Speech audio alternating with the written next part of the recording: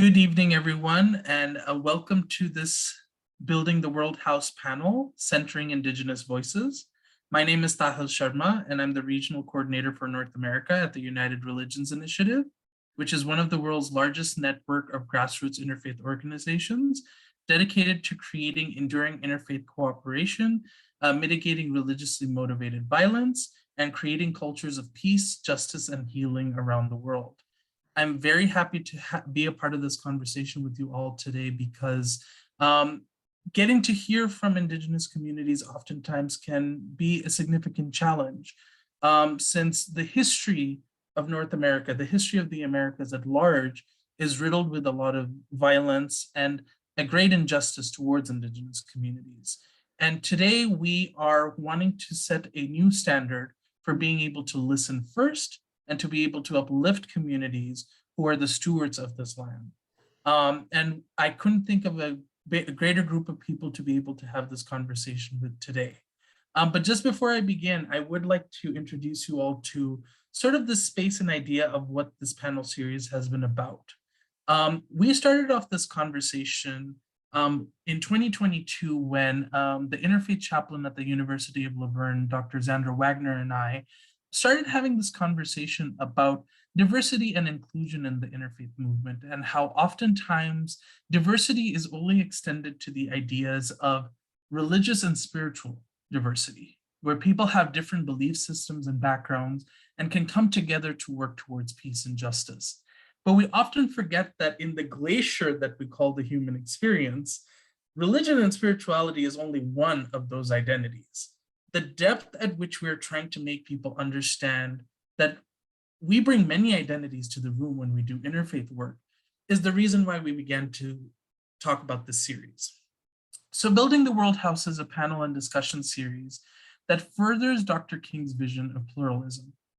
Each panel has been focused on a particular cultural identity or a social identity that includes diverse religious, spiritual, and secular worldviews from within that culture.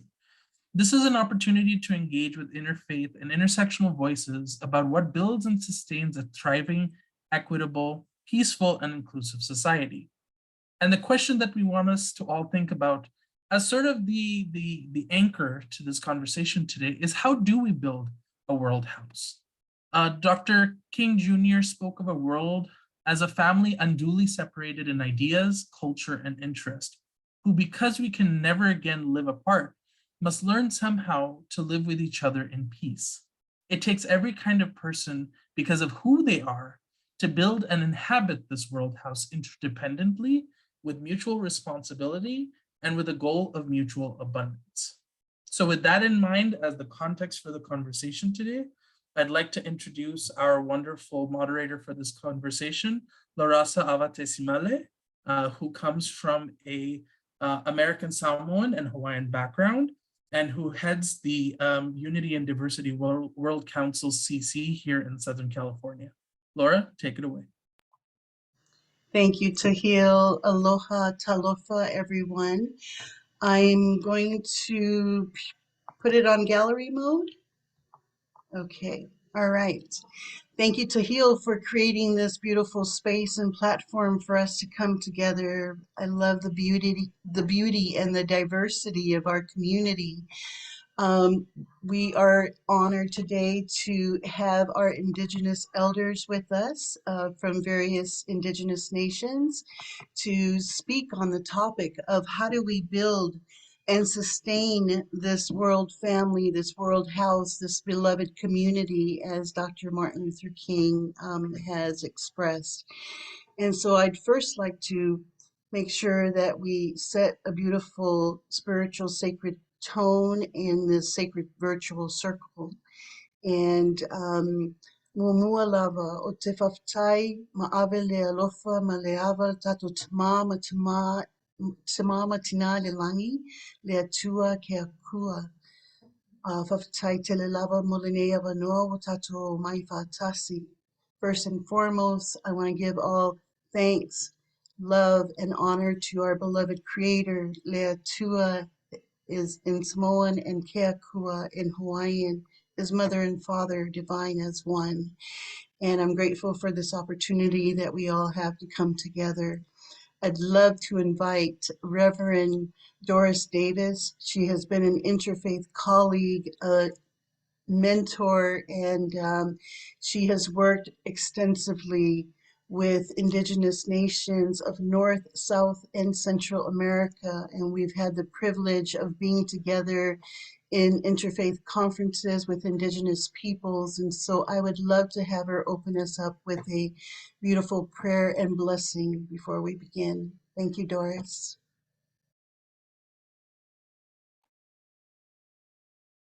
Surely it is a blessing to be here with all of you. I come as a white ally, as many of you, most of you probably do. White is a color, and we join hearts and hands together today in this sacred circle, each one of us bringing a unique light, a lantern, creating a marvelous space for conversation, for unburdening ourselves, for taking up spiritual tasks, for allowing ourselves to be open and vulnerable to divine will, providence, and guidance. So let us all now take that light and lantern which we bring and place it in the center of this virtual space, so that we see the beauty and that we are that beauty, and that we allow it to illumine this house from within. This TP, this hogan, this shelter, this sanctuary that we build here today. So let it be. Praise the one, the Almighty One, Lord of all. And so it is. Amen. And so it is. Aloha, aroha, alofa, and aho. Thank you, Reverend Doris Davis. Thank you. So Heal, if you could spotlight me and our two speakers, I'd love to give them a proper introduction and be able to see them on screen, if that's okay. And so I am grateful again to be your moderator today. And Tahil, I don't see them. They are pinned for everyone to see, so you should be good to go. I think just because you've put your gallery view. No, I'm on speaker mode now, but okay, all right. But everyone else is pinned, so we're good. Okay, perfect. All right, well, I have the honor and pleasure of introducing our two speakers before we begin our open and informative discussion. Our first speaker I'd like to introduce is Sisolia. She is a member of the Squamish Nation and an active participant and spokesperson for the Squamish Valley Elders. She has served on the band council and is active on several band committees. She is a cultural teacher with outside, oh my gosh, sorry, I don't have my glasses with me. Laura, would Okay. you like me to read it? No, I've got it. Thank you. I just turned it another way. So again, she is a teacher with outside learners and is a knowledgeable knowledge keeper for the Squamish people. Currently, she is the president of the Squamish Multifaith Association and is a participating member of the Squamish Shaker Church. So welcome, Sisolia. Wonderful to be with you today. And our next speaker is Siswin Clay. Siswin Clay is from the Ojibwa tribe of the Upper Peninsula of Missouri and was customarily adopted into a Tulalip Tulalip family, where she had the opportunity to immerse into the spiritual, cultural, and traditional way of life of the Pacific Northwest through Sisolia, which means sacred breath and sacred life, medicine circles, and other ceremonies that originated in the San Juan Islands and were practiced up and down the west coast of the United States of Canada. So welcome to both of you.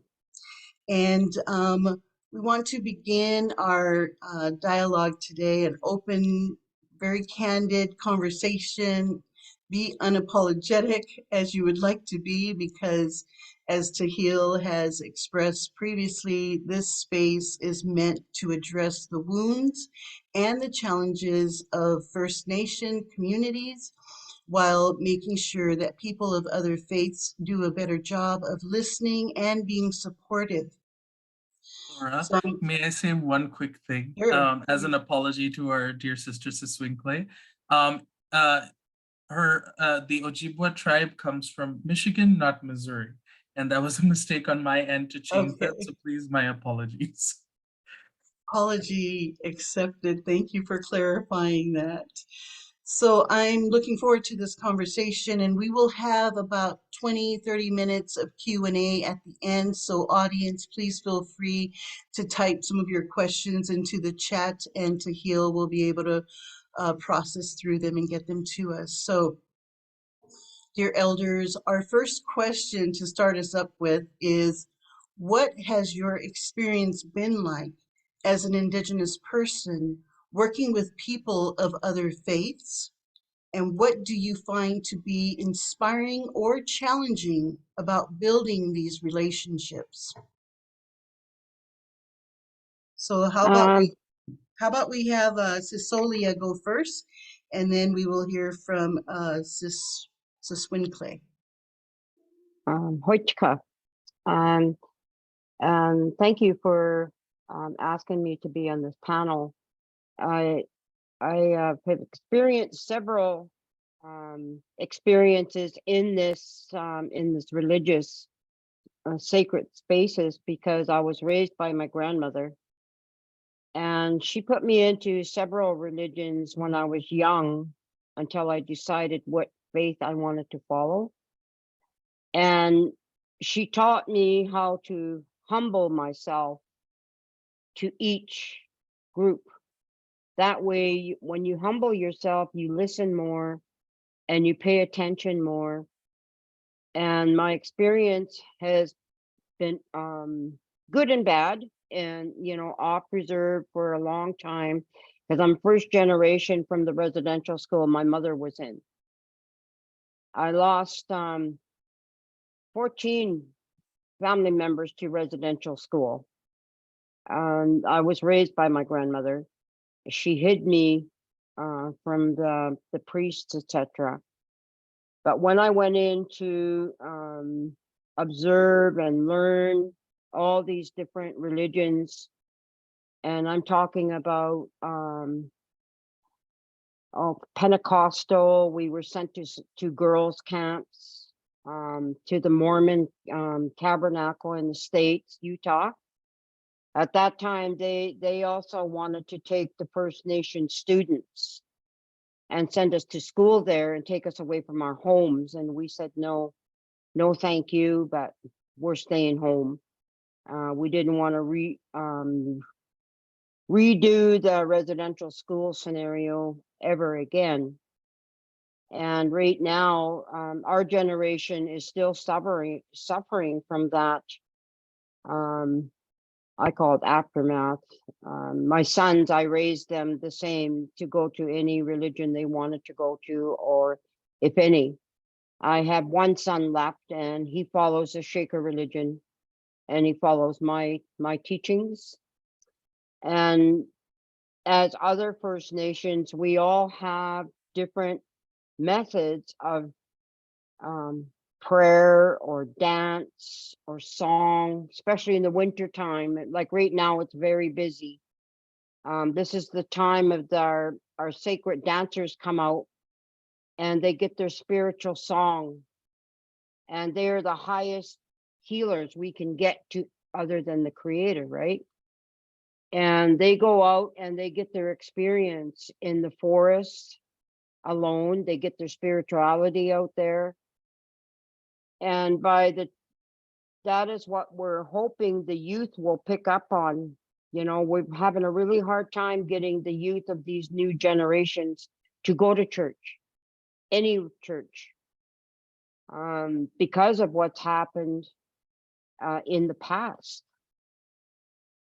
Myself, I've been requesting to get baptized as a Shaker from our new minister, Alan Harry, and I'm hoping that will trigger the youth to baptize their children. You know, we were taught you have to be baptized in one way or the other. It doesn't matter by who, what, or where, but you're still a child of the creator of any sense. And I highly believe in that. And this time of year, I always, I wish and like to participate with the dancers. We met this morning in regards to the bathing of the sacred people, and that is with the creator. You know, every day in the winter, the dancers have to go out and shower or bath in the creek that is provided. And, you know, and it is healing purposes that they do that. They are like our doctors, our teachers, our mentors. Like I'm 70 and I've been going all my life. My great-great-grandfather was a dancer and we're of the mask family. And that is what's brought me to the different faiths that we have in Squamish. I attended meetings with Ma. She's 91. And I stayed interested in the multi-faith and participated and also joined the multi-faith with our multicultural group with the Squamish Nation. And in there, hoping to get more youth involved. This year was the largest youth that we gathered. Like the outside school students I teach, they range from kindergarten to grade 8. And they're requesting already to come back in next year. And I explained to them what the multi-faith was about. I told them we're not there to preach or encourage or whatever, but just to teach them about different religions. They were so excited. They wanted to know where the Chinese come from, where the Taiwan people come from, the Filipinos. All the questions today were just fascinating. They wanted to know what they meant by faith. What did they mean by prayer? These are the kindergarten. So they're asking questions now. And I think that is one of the ways this group, we can get the word out by multi-faith and multicultural together. And by humbling ourselves to each other to learn. I think that is, instead of how people are now, they're protesting, they're doing all these kinds of things in the world, but they're not humbling themselves to others. It seems to be a lot of anger. I think a lot of it's lack of understanding. A lot of people are not listening. But I was taught by one of the elders, if you do that, you learn more if you humble yourself and you open your heart. And I've worked with women that are distraught, like in a transition house, from a bartender to a transition house to a counselor. Like I'm an aunt, grand aunt, you know, and a mother. And, you know, to me, I think the more we learn about the world, doesn't matter where you are, but the more we learn about each other, we can all reach that stage where we want peace by humbling ourselves to each other and it's going to take a lot of work. But I'm here to be part of that solution. We have to have solutions at the end of each project. Maybe it's not the greatest. You don't have to look at numbers. You just look at how people are accepting it. That's how I look at the world today. Wonderful. Thank you, Elder. And I love all the interfaith symbols there that are in a circle, and it looks like a halo behind you, your virtual background. And Thank you. thank you for expressing that beautifully. And humility is definitely key to keeping our minds and our hearts open to listening to others. And so now I'd love to invite Sister Siswinclay. Please join the conversation and share your thoughts with us on the same question. Let me know if you want me to repeat the question.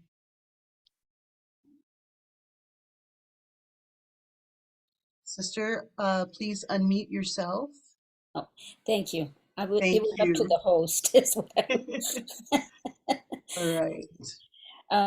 So yes, Siswen Clay, and if you could repeat the question, that would be marvelous. Absolutely. So what has your experience been like as an Indigenous person working with people of other faiths? What do you find to be inspiring or challenging about building these relationships? Ihaichka, Haichka, Siamos Timos. Thank you, high class persons, people, for being here, and I'm very pleased to follow Sisolia in the beautiful way that she answered the question, and information that she was highly informative. We thank her so much, Ihaichka. As an Indigenous person in approaching other faiths, or other faiths approaching me, it's one of the challenges is the myths and misunderstandings about Indigenous folk and people. And so we come to a place, if we are to communicate and to understand, that we kind of made it not so offensive. We made sure that, not to get easily offended by these things, as it's not really the individual's fault. It's systemic problems that created that kind of misunderstanding. So with that in our heart, to bring understanding to our own heart, then to open up to folks that are of open heart and open mind, that's very helpful when folks of at least have that much going for one another, have that much in their heart they really want to learn. There's sometimes folks are sometimes apologetic that they don't know already, but to me that's the colonization, the Western thought mind, or mind thought, and really it's actually very uplifting to know that people would like to learn, and they would like to and even told that, well, we don't live in teepees here in the Northwest Coast, or whatever it might be. But people want to know, they want to learn, and that's one of the uplifting things, and that we find has been really happening a lot more since our first people here and in Canada, in the US and Canada, have become more and more visible, and with all that's been done to make us invisible, and now we have become much more visible, and people are being more and more open to learning. And the elders that we had the wonderful opportunity to learn with, they taught us to share with anybody who would like to learn. And, and this was taught to us in a really strong way, because if you don't do that, then you change the culture, is how were taught. So we wouldn't want to change the culture. We uh, want to share with all people, because they also told us you don't learn a thing unless you share it, because that's the kind of people that we're from, is the potlatch or Pashels people, the giving people. We're always giving, giving, giving. And with that, that's what is meant by you don't learn a thing if you don't share it, because that's part of the culture. So it's been very difficult, and there's a lot of pain and hurt, like we heard from Sisolia about the boarding school, residential school experiences. I myself went to a day school, and I don't know the history or history of my family, wasn't passed down to me. Uh,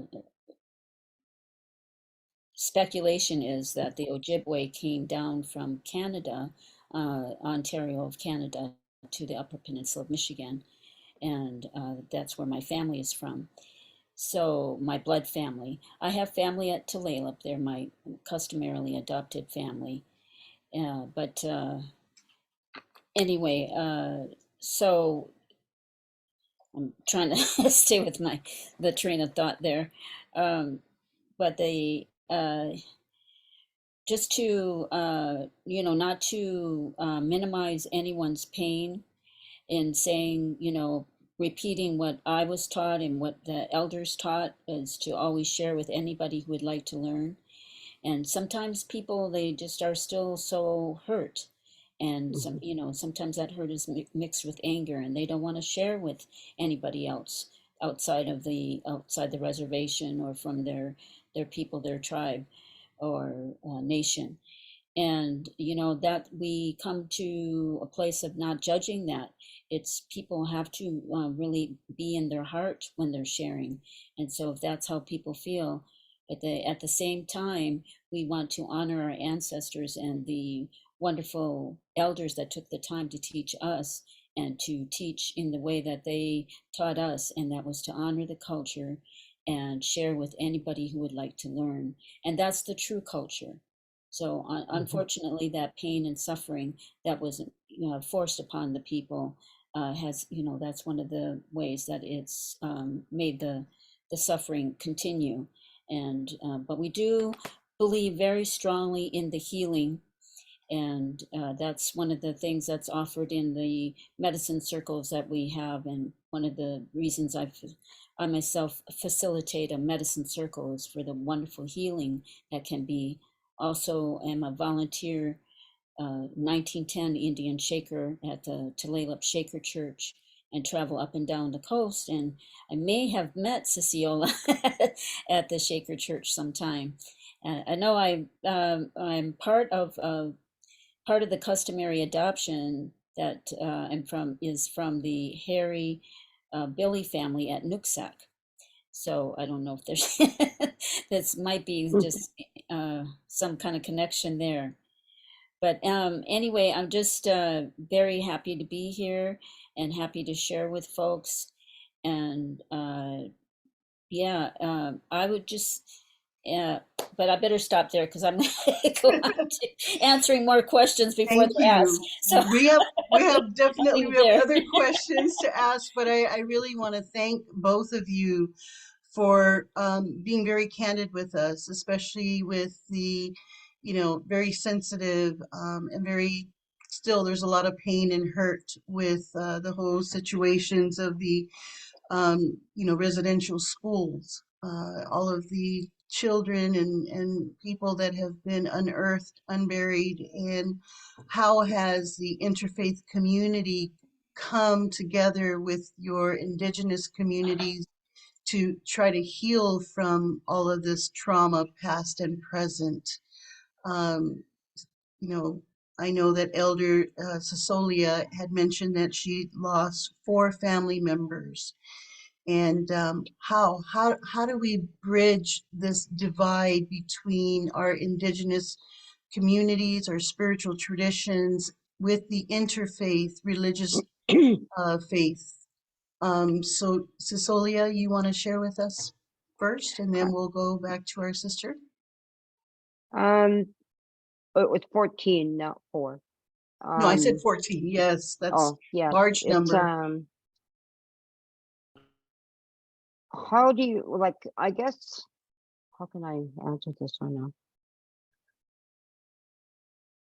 Like, I look at the families that the children of those ones we lost, you know, like they all had large families, right? And they're the ones that we're trying to regain back. I'm telling them they're angry, they're hurt. All of us are hurt by what went on. But we have to move forward to healing, right? And everybody has a different way of healing and accepting hurt. Myself, I went out and looked for things and then brought it back to the reserve like I was told. My grandmother taught me everything non-Indian, and then come home, taught people on the reserve what I learned. And then now I'm learning my culture. I find that healing, like the weaving and the cedar work. When I work with cedar, you know, you're praying when you're making things. And I'm teaching the kids that, you know, like you think happy thoughts when you're doing work of any kind. I told them, don't go to bed mad. Don't wake up.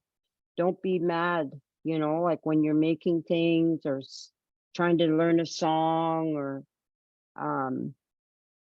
we'll never reach all of the hurts that were done. We're taught in a way somehow in this new world how to forgive. And that's a big, big word for people, how to forgive. A lot of people don't know how to do that. We were taught you don't cry, you don't do this when you're hurt. We have to learn how to forgive and how to accept the hurt and then forgive. And that's a really, really big, I call it a barrier. Until you can learn how to forgive, we won't get very far.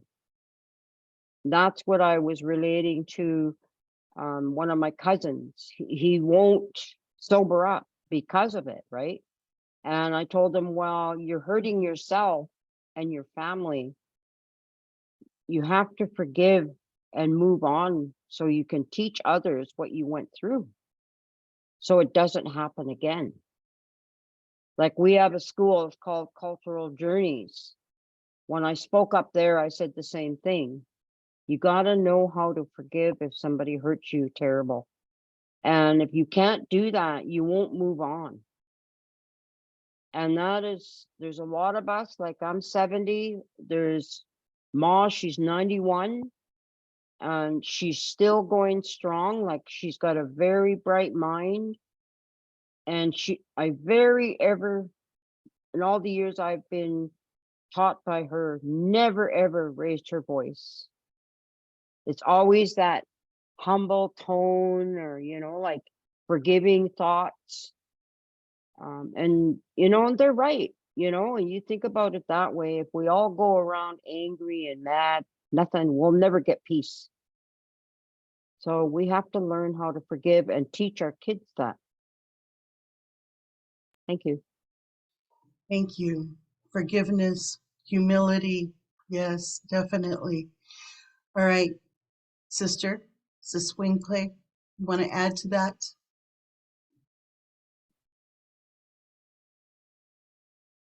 You're on mute.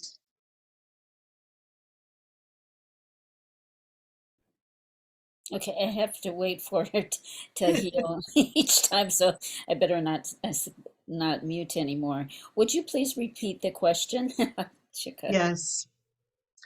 Um, well, basically, it was how do we heal the past and present traumas?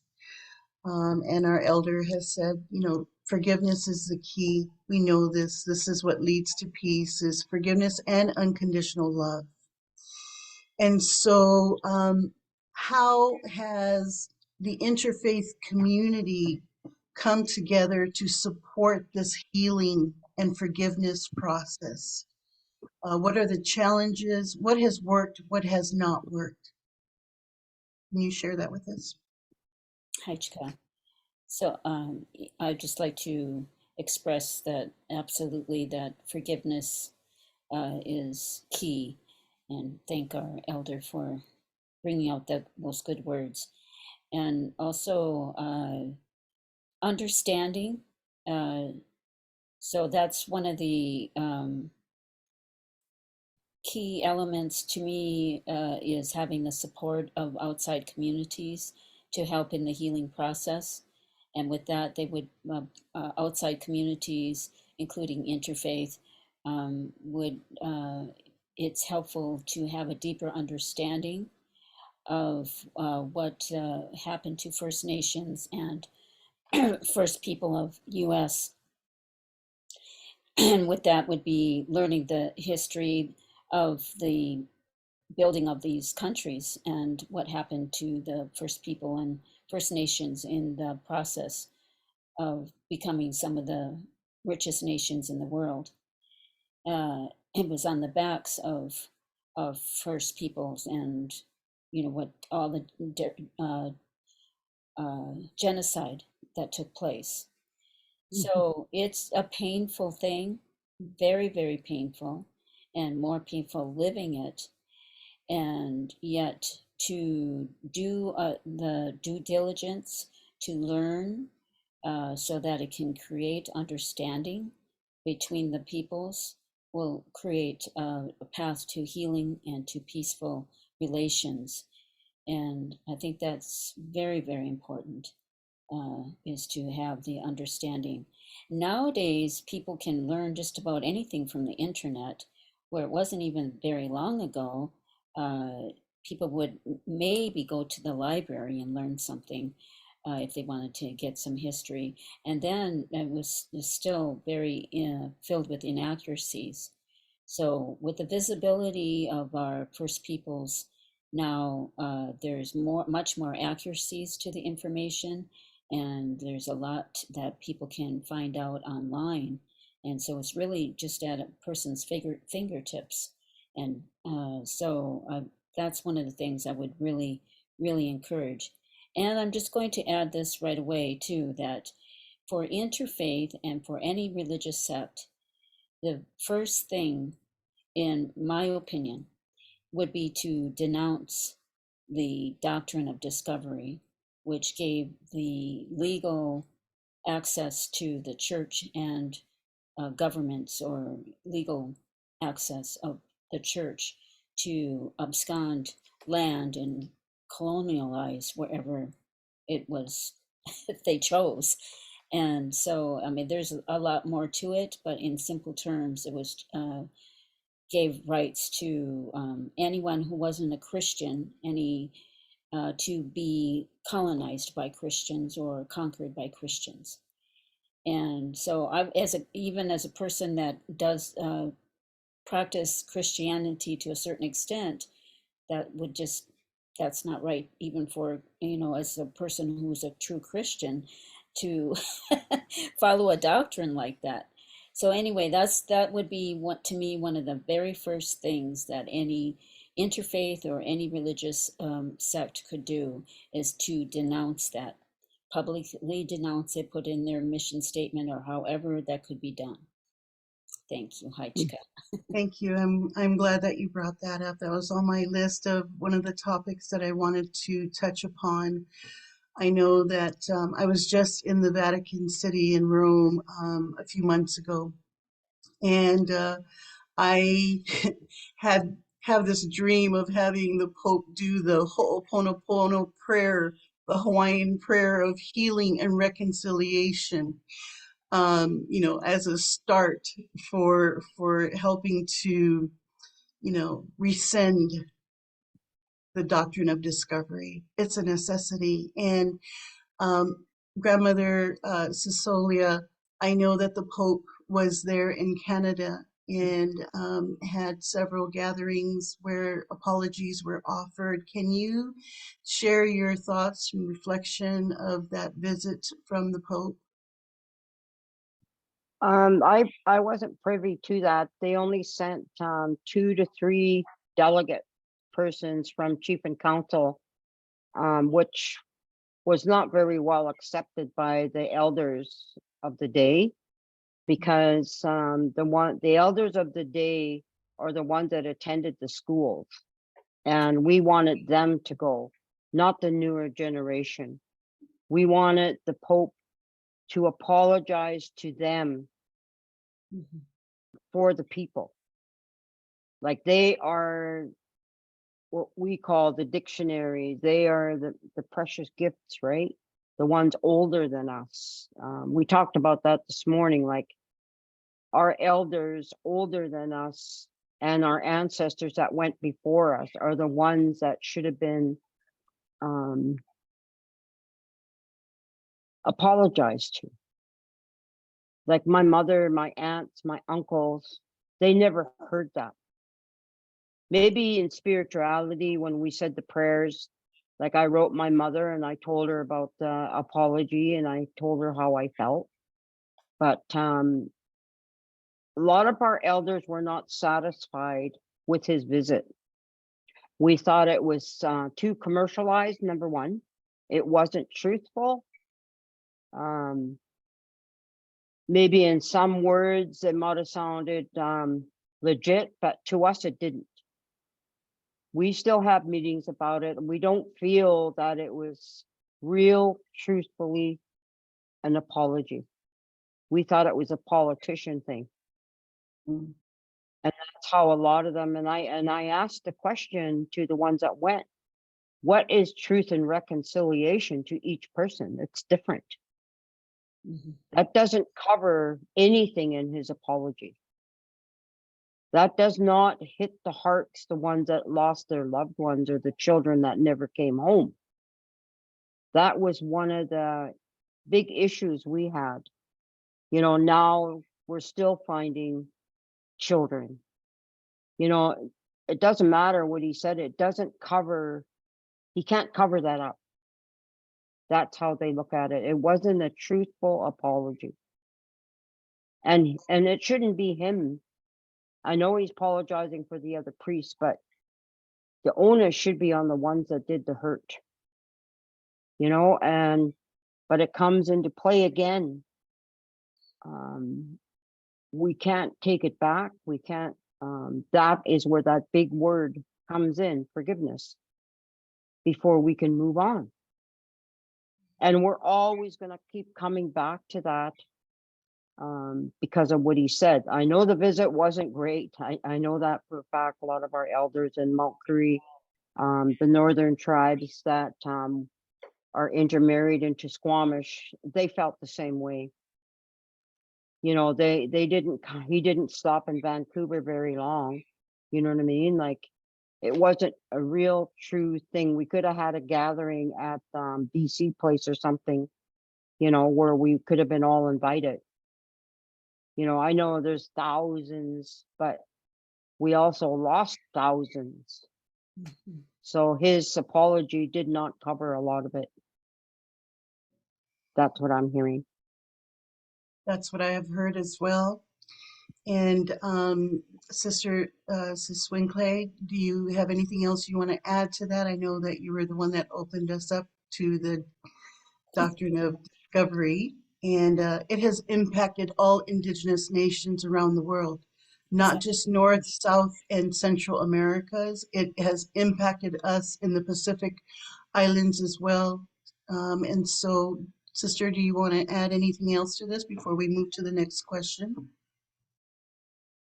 I don't think so. I think Okay, all right. to move on. But Thank Africa, Australia, it goes on and on. Yeah, Yes, the whole world has absolutely. been affected Yes. by the doctrine of discovery.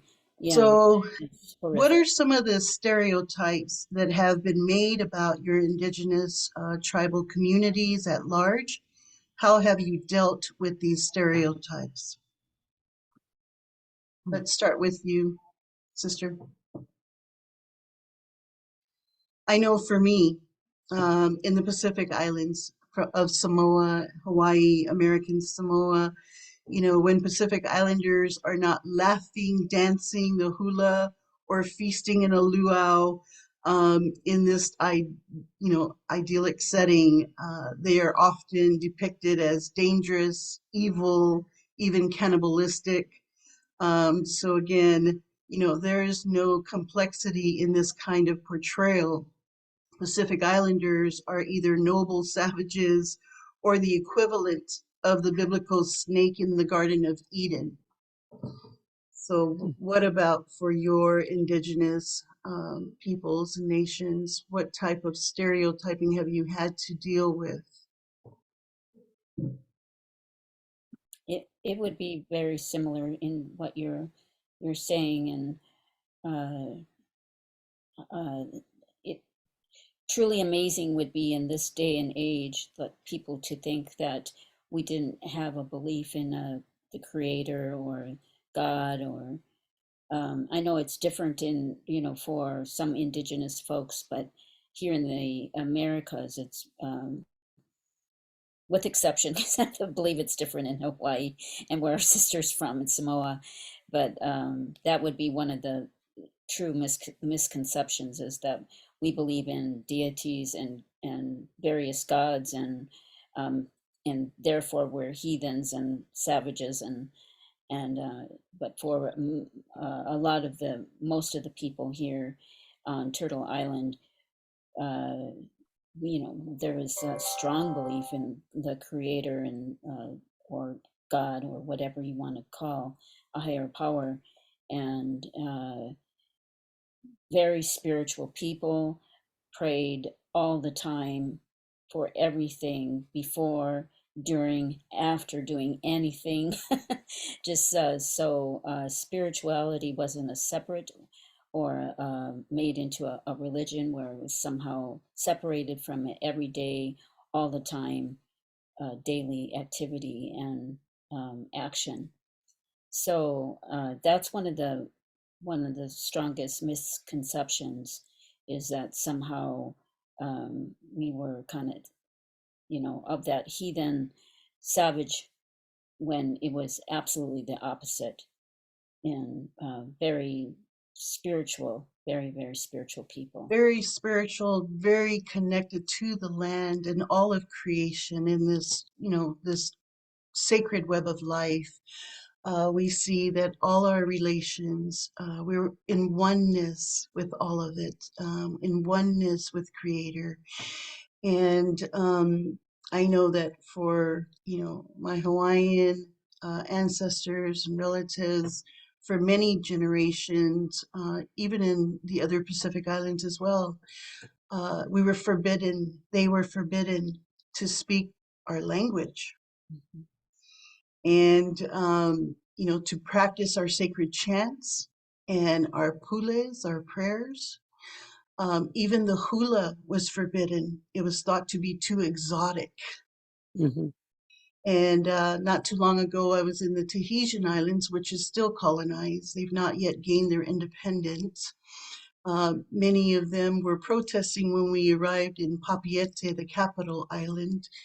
And I went to go and support a local shop on the beach called Mama's House on the island of Morea, and thinking that I was supporting an indigenous shop. And I remember, the woman there said, the shop owner, who wasn't indigenous to the land of the Tahitian Islands, but wore a mu'umu'u, a flower, dress of the locals. And she said to me, where are you from? And I said, oh, we come from California, but we're Samoan Hawaiian. And so you're not Tahitian? I said, they are our cousins or relatives. And she goes, can you believe it? How dare they rise up against us and protest? We are the ones that civilize them. And my husband quickly looked at me with his eyes like, okay, shh, don't say anything. Let's just leave. And I remember just taking a deep breath and, being raised Christian and in the Mormon faith. I just had to inhale and exhale before I responded, so that way I would be really kind and Indigenous. Our people are very humble and hospitable. Mhm. And I said to her, my sister, there is nothing civilized about forbidding the people in their own native land to speak their native language in schools and public places. Mhm. There is nothing civilized about preventing them from working in the government positions that allow them to help make decisions to better themselves. And it's not civilized to have them be so oppressed and working the lower jobs. The expensive food and everything here is 3 times more than what it is in America. This is oppression at its finest, and there's nothing civilized about all of this. And so we had a very short conversation thereafter. But it's important that they understand that we are hospitable, we are respectful, we are very humble, but they mistaken meekness as a sign of weakness. And so oftentimes, they'll push their power and their ways of stigmatizing Native peoples. And this occurs everywhere. And so, how do we get beyond all of this? Yes, education, yes, sharing of our spiritual traditions and what's important to us, our culture. And I feel that right now in the world, the state that it's in right now, gosh, everyone could use with a bit of aloha, which is pure unconditional love, and the way in which we are so harmonious. We see everyone as our extended family. And, I have a foundation called One Global Family Alliances, which was birthed from the 9/11 terrorist attacks. And the first thing I did to become an interfaith peace builder locally was bring together all of my different interfaith groups that I was connected to, or I joined the advisory council board, or I joined the board. Doris and I have been part of those groups, and I brought them together so we could simply serve our underprivileged homeless communities just by serving meals. And I would mix it up. It was kind of like conducting a chorus. It would be Hindus and Muslims. It would be Jewish and Catholics. It would be my Pacific Island kids with Muslim kids come together to just simply serve and love. And what you get to find out is that we all have the same common things. All of the different religions have the same foundational building blocks of love, charity, hope. And this is what we should focus on more as we build our interfaith relations. And so I'd like to ask our elder, Sisolia, if she would like to add to the question of the stereotypes. What have you encountered, and how do you deal with these challenges? Well, first of all, the stereotyping, when my mother came out of the residential school, she wanted to continue her education. So she went into what it was called the Masheter School. She put up with the racism and all the remarks. Like she put up with everything that was degrading her, because she just came from a residential school, like, you dirty Indian, you dirty squaw, blah, blah, blah, right? But my grandmother told her, you just pray before you go to school and you just ignore it, right? And so she survived all that. But I've encountered it through my life. as a bartender. I was a bartender for 25 years, and I used to get called down some pretty darn rotten names in that, you know, as a bartender. And then one, heaven forbid, I cut people off and they stereotype to you dirty squaw, you know, things like that. But I learned to just let them do their thing and just say, okay, you're cut off, see you later, you know. Because when they stereotype you, they used to look at us like you have braids, you have the leather, the barefoot Indian, you know, barefoot and pregnant. But that wasn't the case, you know, like I just kept putting it on my nice strong face and just laugh about it, you know. And I lived through it like my mom, and we live with it every day of our lives. We have a culture school in Squamish, and it's called Cultural Journeys, and they still put up with it. But it is a mixed school. They have white kids go there as well as a lot of Squamish Nation kids. But the kids that are learning our language who are non-Squamish, now they are getting stereotyped because they're learning our language, which we were not allowed to practice. I cannot speak fluent Squamish as well as these kids because we were never taught by our parents. So in another way, they look at you as a dumb Indian, you know, dumb, drunken Indian woman. Right off the bat, you're stereotyped because you're a native, you're a woman, and then if you drink, you're drunk, right? It's I watched that show Thunder Bay. Is a prime example of what's happening in Canada, that people are not admitting to what's going on this side of the border. Like we are having to, they're saying there's no wrongdoing by these murders that of the young teenagers that is stereotyping a stupid Indian, right? As young as 13, these kids are getting murdered. To an elderly, like they're just on their way home. They're leaving the sports and they're murdered. You know, just because you're a native Indian doesn't mean you should be murdered on the way home. People look at Indians still to this day as we're different. You know, like I know the Black people, the Chinese, they went through it, but they ridiculed First Nations people. Didn't matter where you were from, the South, North, whatever. We were always labeled with the dirty Indian stereotyping. Thank you. Thank you. Well, I can speak from firsthand experience in elementary when I first arrived from the Pacific Islands here. I would get into fights in school, even with boys, mostly with boys.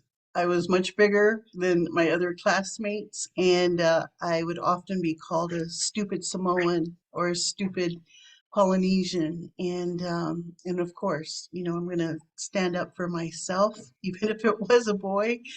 And so, yes, I know what your youth and what you all have endured. And so, one question that has come in from our audience that I think is, you know, very relevant for us to discuss is,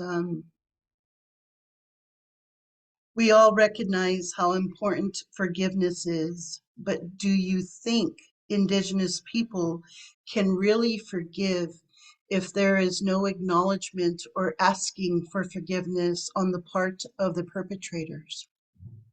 No. Which of you would like to answer? I'll start. I don't think everyone will do that. It's common sense. Like you have the ones of us that follow prayer and, you know, we follow faith. But there's others that don't believe in that because of what they went through. Everybody used to believe in the Catholic Church as the highest regard. Okay, now it's turned a full 360.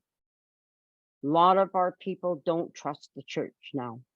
We have a very small group that go to the Catholic Church, and it's only because their late mother taught them you have to go to church if you want to go to heaven.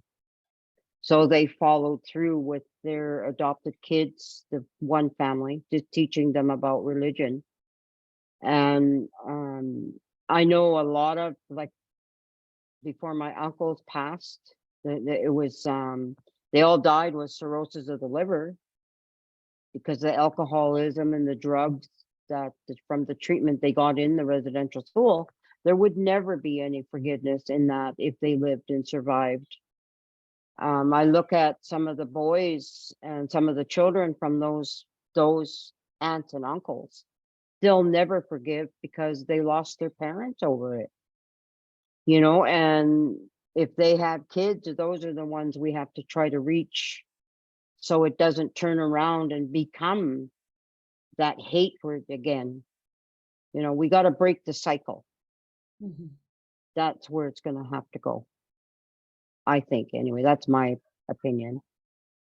Absolutely. Sis Swankley, what do you think? I think that what our elder had to say is so true, that there's people that are so very hurt and they don't have the teachings and or an example of loving elders that would like, you know, for them to have a better life. Because in our belief, it's that hatred and anger that will destroy you. That's you're actually hurting yourself with that. And that's not to judge anyone. That's just the richness of the culture and teachings, is don't destroy yourself with that. And then also pass it on to your children. And because we all know we're the example of for the next generation to come. So even if you can't so much do it for yourself, do it for your children. Thank you for sharing, both of you. Now, I know that we've talked a lot about bridge building and forgiveness with communities outside of our Indigenous communities, but oftentimes, and I've seen this as well in my own Pacific Island communities, is within our own communities, there are the challenges as well with tearing down or that crab mentality, or, you know, how do you deal with that within your communities, or do you experience that at all? I think I need to hear you repeat the question, please. So we've talked a lot about the challenges of building relations with the religious communities. But I find that we also have the challenges within our own Native Indigenous communities of disrespecting one another and holding each other back. How do you deal with that within your communities? It's very, very difficult. There's so many results seen from, especially from the boarding school experience. Residential schools was in Canada. Here in the US, we're behind the recognition of the harms done through the boarding school experiences here. So a lot of the folks on the reservations are living out the result of having been raised by folks that were in the boarding schools. Um, there isn't a Native person that isn't affected in some way from the harm of the boarding school experience. So it's very difficult, and the best that we can do is really go towards the healing, which is also what our elder mentioned earlier. Thank you, Sister. Sisolia, Elder, you have anything else you want to add to that? The challenges.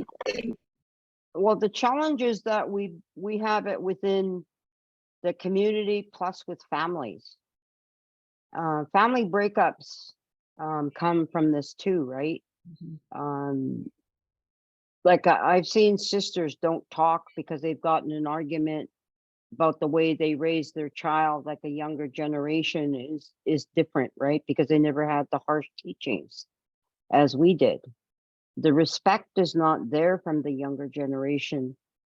But how we're handling that now is we have circles, elder circles, and if there's and some of them are using our longhouse teachings to put the loved one that is having all the issues, the drugs and alcohol, instead of sending them to hospitals or to jail or what have you, they're sending them to the longhouse to learn off the land again, go back to the old way, and all they survive on from it for 3 months is just prayer, water, eggs, and salmon.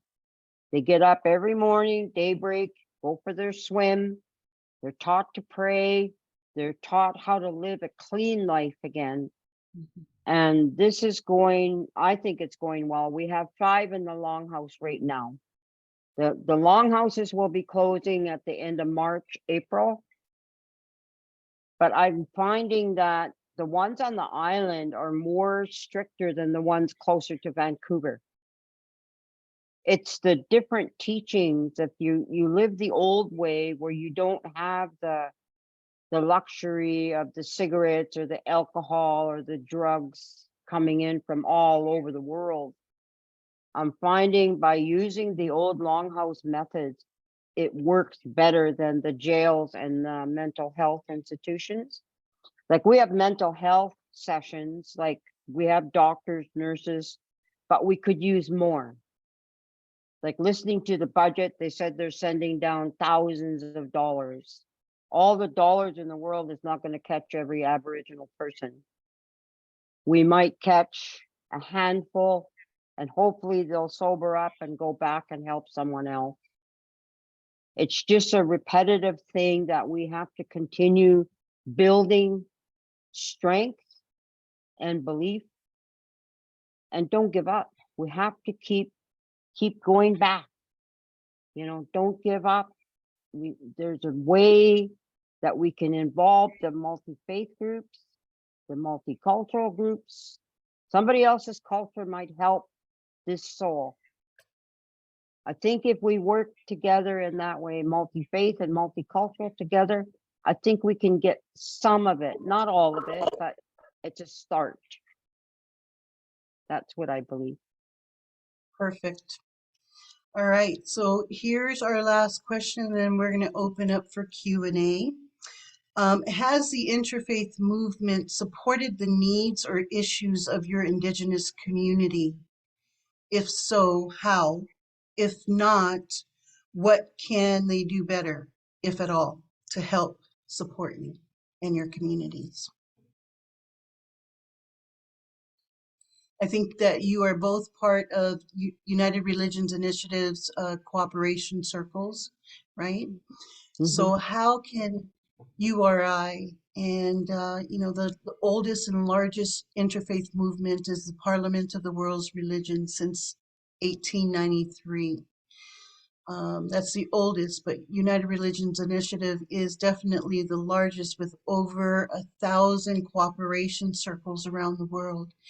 So how has the interfaith movement supported your needs, or how can it if it's not? Personally, myself, this last do we had for the Multicultural Day was very well attended. We've had more Squamish Nation members there that day, and I emphasized that we were going to stand up our elder. She's 91. We stood her up for the years of service she helped me with, like keeping the group together with the multi-faith group and the multicultural group. If we keep that in North Vancouver, which is like 45 minutes from where we live, they have a larger congregation of Shakers down there, and they're starting to get their youth from the adults that are going continuously, because they're going from the Longhouse to the Shaker Church. Mm-hmm. It's a continuous battle, always fighting because they're close to the city. But when we get our Longhouse in Squamish, I think it's going to go hand in hand like it is in the North Shore. When you're working with the same groups all the time, I think it gets stronger. You know, we only had a couple groups when we first started. In this last event we had, I think we had 18, I'm not sure, groups attend. And it was well received, even though we didn't push religion or nothing, but we pushed culture. Now those people want to come back next year. So we can expand on what we were sharing that day. I think that's only one way so far. But I think it will help our Indigenous communities that way. And if we share our multicultural day online or with URL, I think other small nations will follow.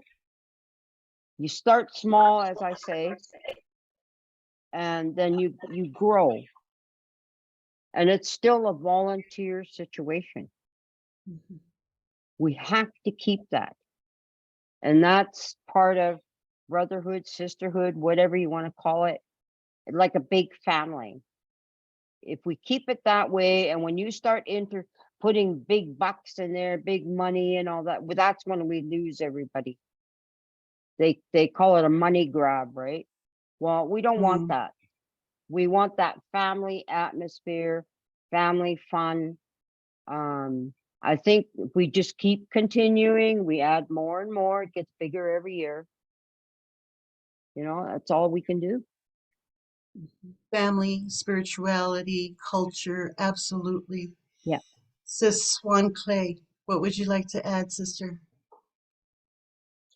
Well, I've been involved with interfaith for since around 2000, and there has definitely been growth and change in the involvement.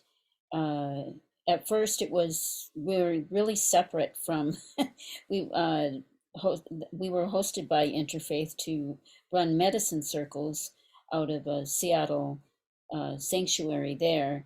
And so it was really separate from all the other services and things that were going on at first. And then as time went on, people from Interfaith came to see what we were doing and see what was happening and how they could be involved. And then also people from the medicine circle would go to the different kinds of services that were taking place, which was honoring different religions from around the world. Mhm. And so it was a real wonderful experience and growth period. It took some time, and now more so than ever, we're much more cohesive as a group, all working together. And so one of the wonderful things is, we do hope that it'll move from this, but just to very often be asked to do land acknowledgement or blessing. And, that's a really wonderful start. We do hope it'll move beyond that than just asking for a land acknowledgement, but it's a start. And so that's, we're happy about that. And we do believe that it will grow beyond that.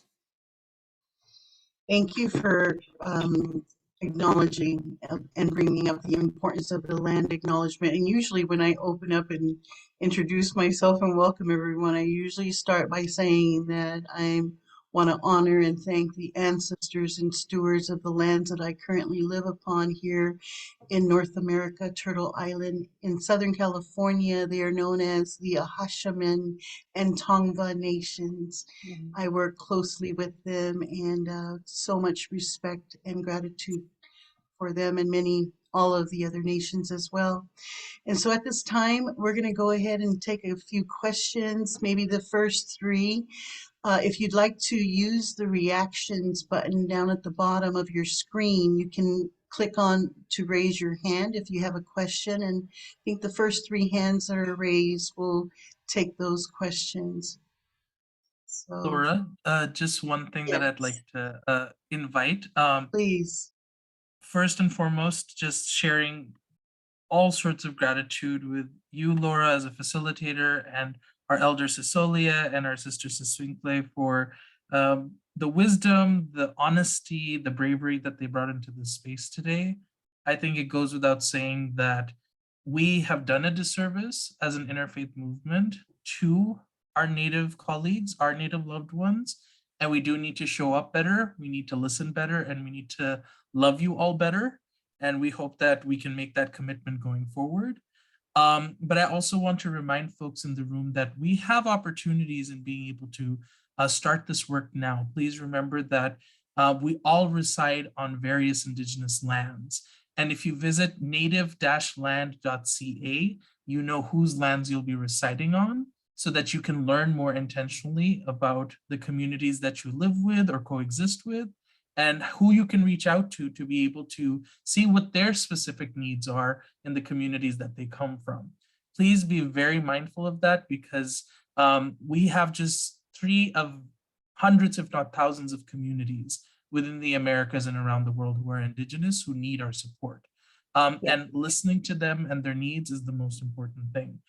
Before we get into the questions, I will be actually starting a poll that I would love for people to fill out. Is just 3 questions very quickly.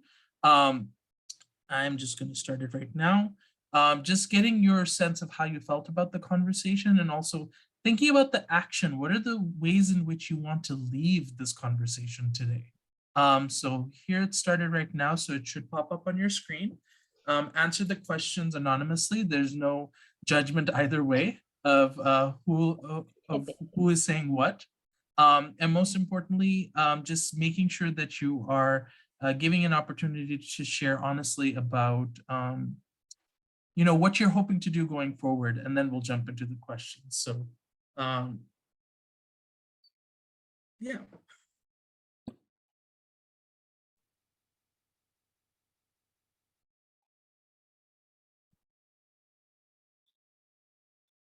And just as someone requested, I am going to be taking the link that I just described, native-land.ca, and putting it in the chat box, so that any of you who are interested will be more than welcome to visit that website yourselves, and to be able to actually put in your own address and find out whose lands you're residing on, who are the stewards of those lands. One thing that I actually do want to point out is that there are interesting ways of being able to engage in many communities now than there have been before. Here on Tongva land, for example, here in Southern California, they have now started a conservancy where they can actually provide basic necessities to their own tribe members, while also being able to work towards land back advocacy, which is a new way of being able to really support the work of Indigenous communities. The Tongva people, after 180 years, only got their first acre of land in the last year. Wow. And this 1 acre of land was given to them as an estate that someone left behind to them. And this is just one of many ways that you can consider giving back to those communities, by making sure that they have an understanding and a reconnection to the land that they've lost because of colonialism.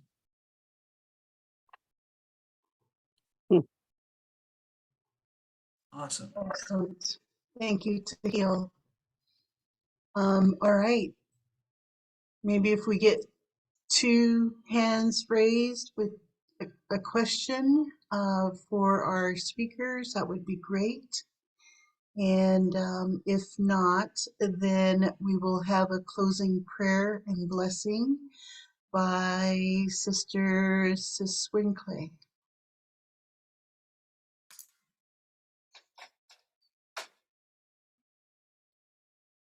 So Tahil, was there a question presented in the chat that you would like to ask? Yes, there was a question that was posed that I'm happy to ask by one of the attendees, Heidi, who is a part of the Think Round Cooperation Circle in the Bay Area of California. Her question is, do your communities have mental health programs for preventing and healing trauma? So of course, Laura, you're welcome to be a part of answering this question too. But Sisolia, would you like to answer that first? Um, I think I answered that one in the last question. We do have mental health circles. We have workers in both areas on the North Shore and in the Squamish Valley, but they are, our health professionals are requesting more for adults. Now, not just for the children anymore. Now that they're finding more graves, we need more support in mental health in the further north communities. It's opened up a whole can of worms. Now we need more healers, more listeners. And I do know that we are going to be hiring more now that the funding is coming down from the budget. We do have it in our communities. And I love what you shared also about the longhouse spiritual healing process, this Indigenous way of healing their people, mind, body, heart, soul, spirit. That's really important. Mhm. So thank you, Sisola. All right. What about our sister, Sis Warnclay? You want to add to that? Sure. I would just reiterate what you pretty much said is the cultural and traditional forms of healing, because we have our own ways of healing, and they also include the mental well-being of a person.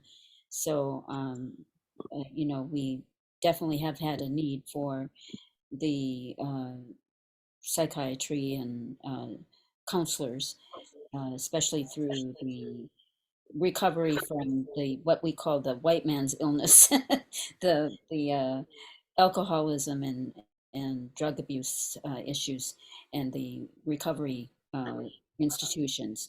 But other than that, there's different ways of healing. There's the 1910 Shaker Church, the smokehouse or big house or longhouse way of healing.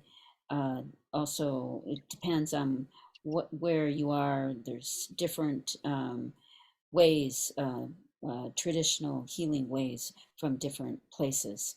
So, Aichka. Thank you. All right, Reverend Doris Davis, you've got your hand up. Would you like to go ahead and ask your question, please? Go ahead and unmute yourself. Thank you. Okay, did I? I guess I did. Okay. Yes.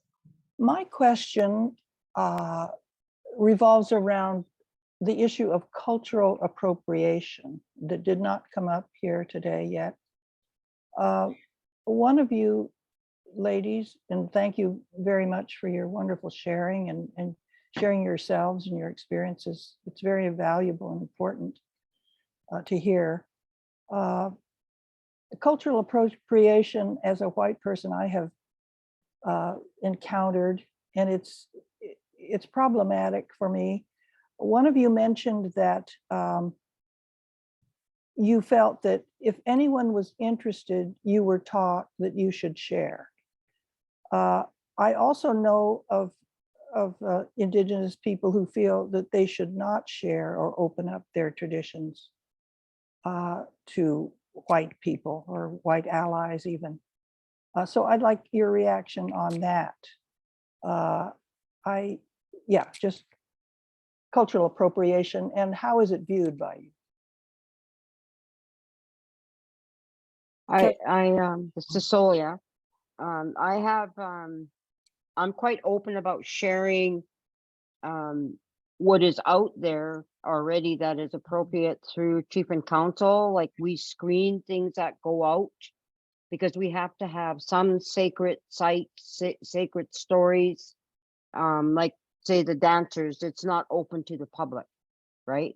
That is one of our highest regards.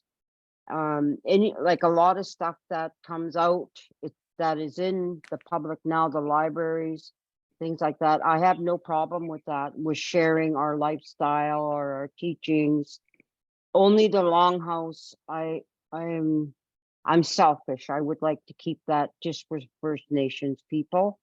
The way we're teaching our young people, I think the children or the young people will learn more off of us than coming from an outsider. if we're teaching them the old way, the way I was taught by Dominic Charlie, my great grandfather.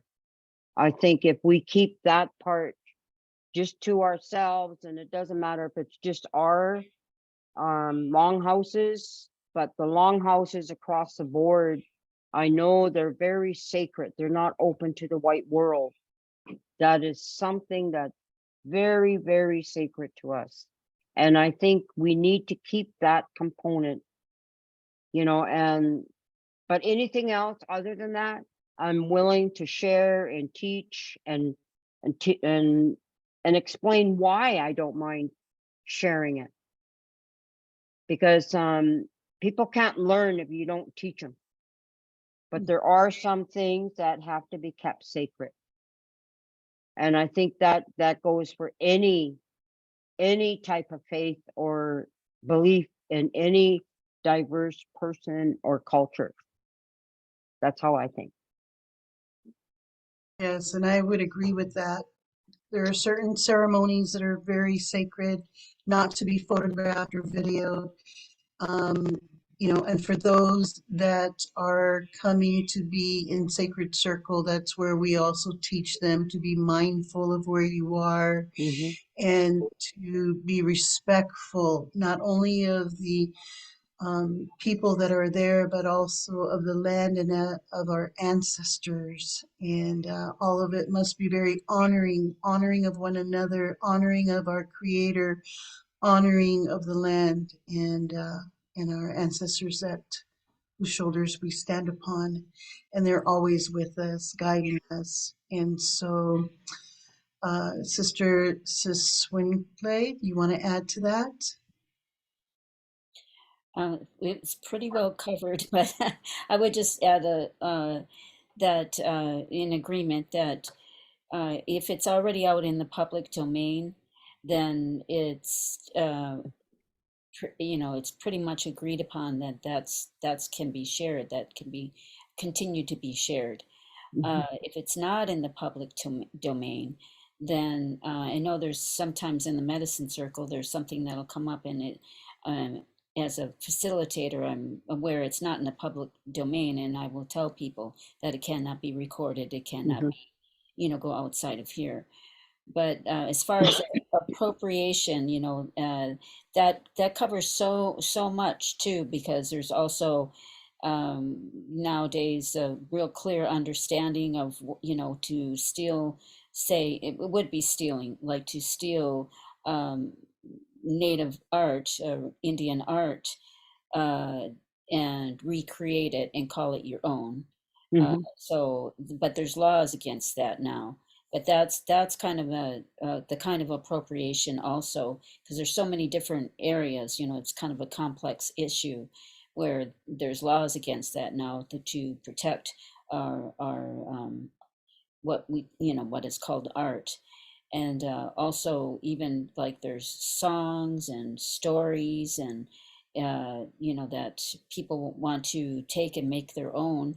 They maybe got to be invited to a ceremony or something, and they hear something and they don't understand the protocol around it. So they, you know, people think that oh, it's free to take and to, you know, make some money on it or something.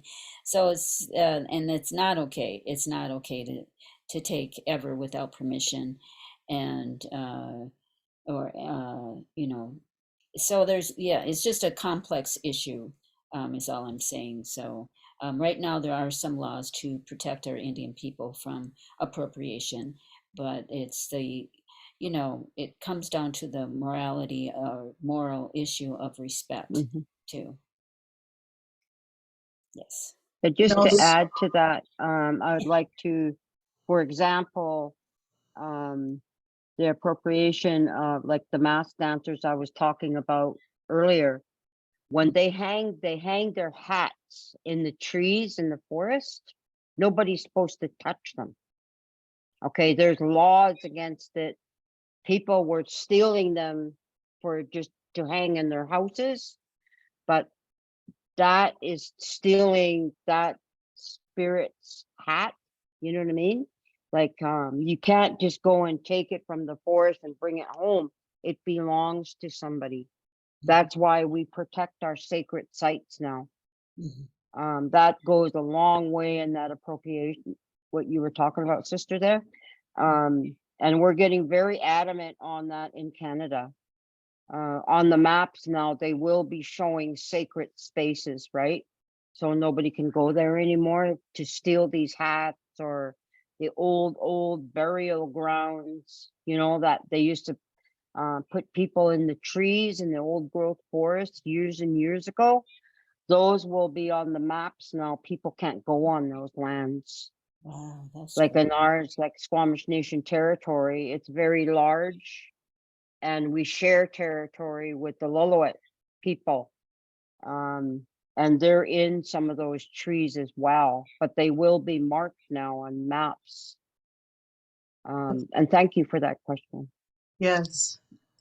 All right. Thank you so much, elders. All right. Our next question, our last two questions, we have two hands raised. So Sarah Terry Walsh, please unmute and go ahead and ask your question. Thank you. Thank you for taking my question. This has been a really serious for me. I'm a former bilingual teacher in New York City for Hispanic children that came in to the city, and there was a lot of racism going on. And so I ended up, with a group in my classroom seeing a lot of low self-esteem. And I'm curious about what you're doing about self-esteem. The thing that I did was I closed my doors after I told the administrators I'm not taking any sides against white or, you know, um, Latin American or any other groups. I'm a teacher and I'm closing my door and I'm here to teach my students. But I also put a sign up in the classroom that said, Un ser bilingüe vale por dos, which means a bilingual person is worth two.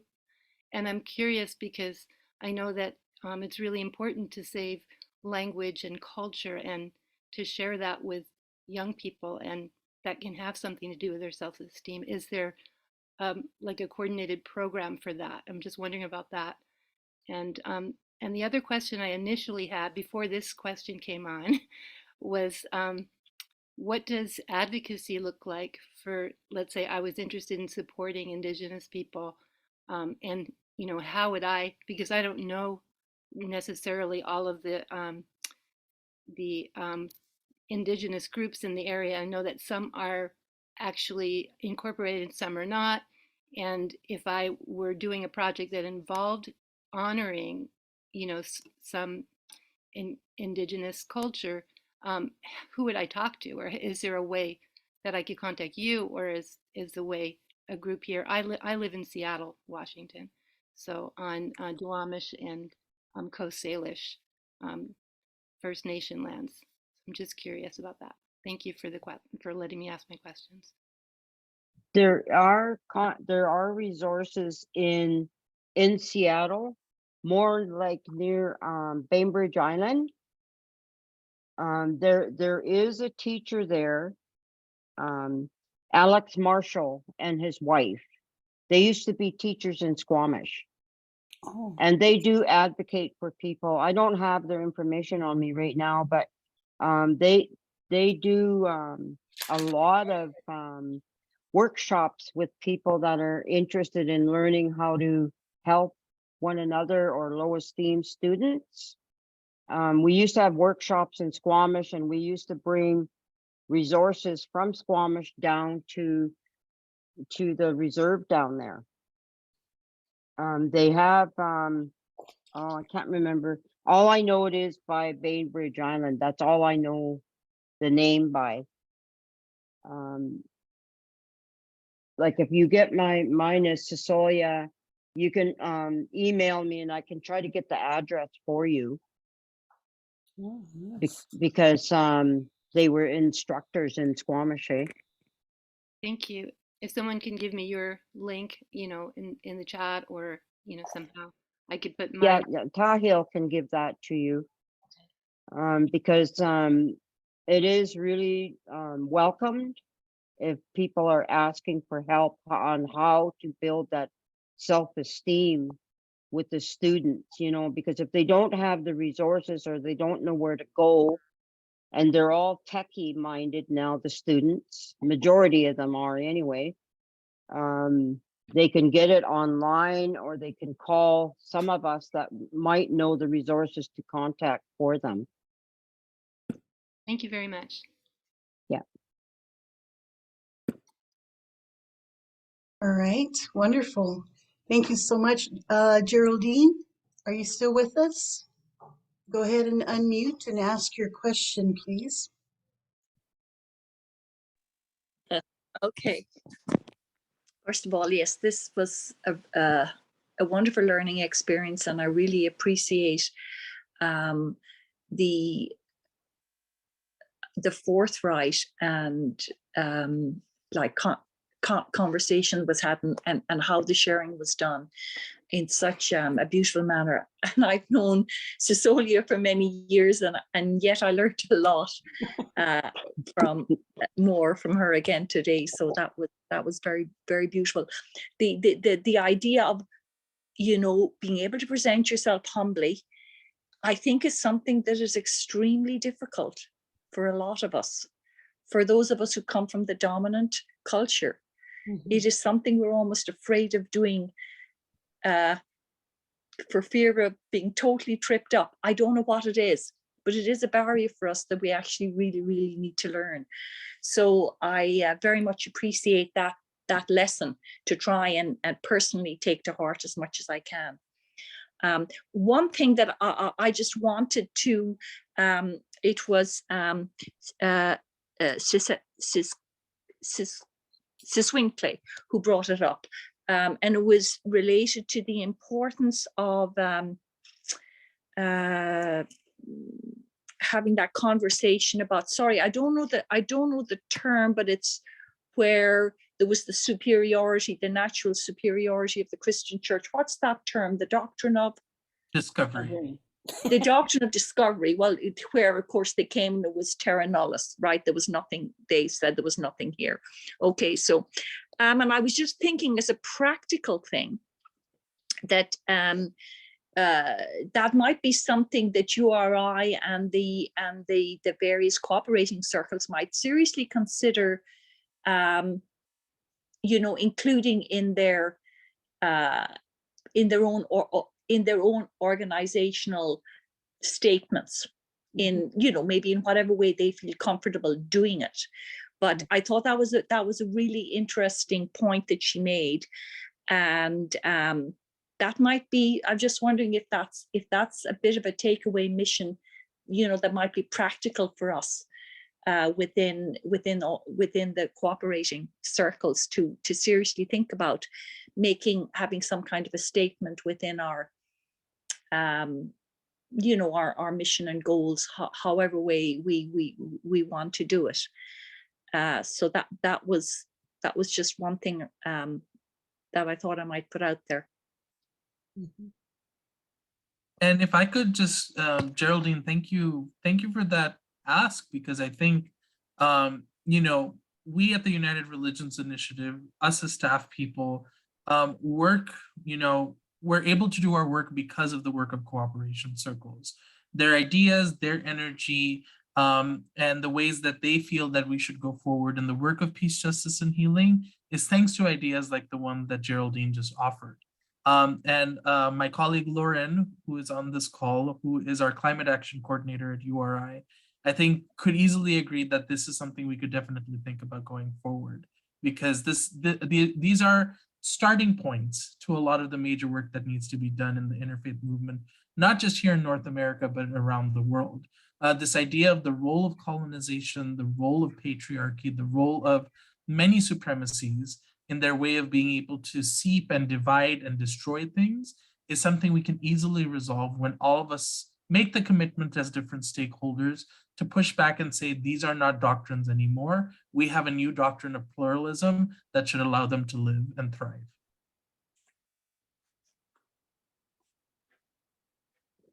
Beautiful. Well, I think that just summed everything up for this beautiful program tonight. Thank you, Tahil, again for bringing us all together for this wonderful discussion. I'm sure that, there'll be many more great discussions. And I just want to, with deep reverence and gratitude, thank our elders, Sisolia, and also Siswinclay. Ooh, got your name really good and clear this last time, Siswinclay. And she has offered to give our closing prayer blessing. And again, deep gratitude to all of you for being here. Great questions. And we've learned much from our Indigenous elders here. And it's been an honor for me to participate as a moderator. Thank you, Tahil, for the opportunity. Thank All you, right. Laura, for your facilitating. Thank you to our dear sister Siswinclay and our elder Sisolia. Thank you for everyone that was participating today in conversations, questions, thoughts, and we invite action and we invite impact. So please go out into the world and make your difference. Make your name known, make your space known. Thank you so much. Ihaj dear ones. I'd like to sing a song and then ask us all to pray in our own way, however you pray. I'll sing this song first. This is a healing song. This is a healing song that was given through a person that we love very much. He was a student of Eddie Davis, and Eddie Davis is a person that was a medicine person and also a Shaker minister. Healing song.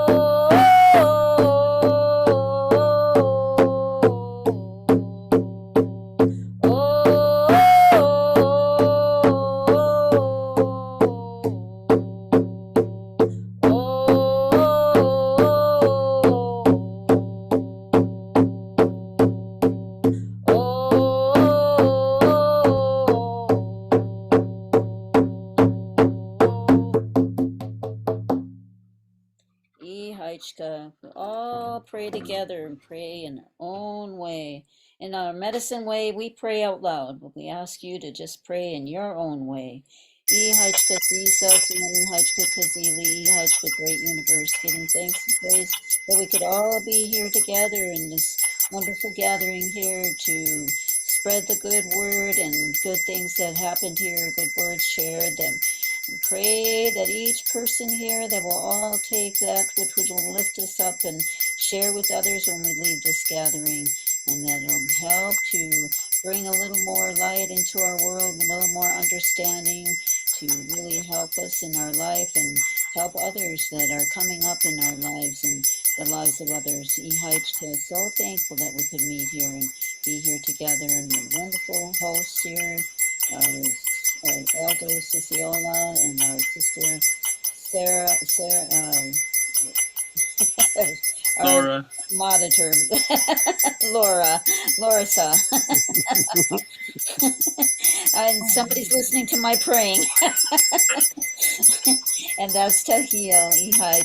So thankful for the loved ones to host the gathering and also to put this gathering together, and to all those participants that found it in their hearts that they wanted to be here to learn some more and to really have a little bit more understanding, and also the love in our hearts, that we can help the love in our hearts to grow a little bit stronger. The more that we open ourselves up to one another, the more the love can grow in our hearts, our mind, and our heart chisada. So thankful. Giving thanks to our Creator, giving thanks to our Mother Earth, to everybody, everything all around. Aloha, alofa, aho. Thank you, everyone.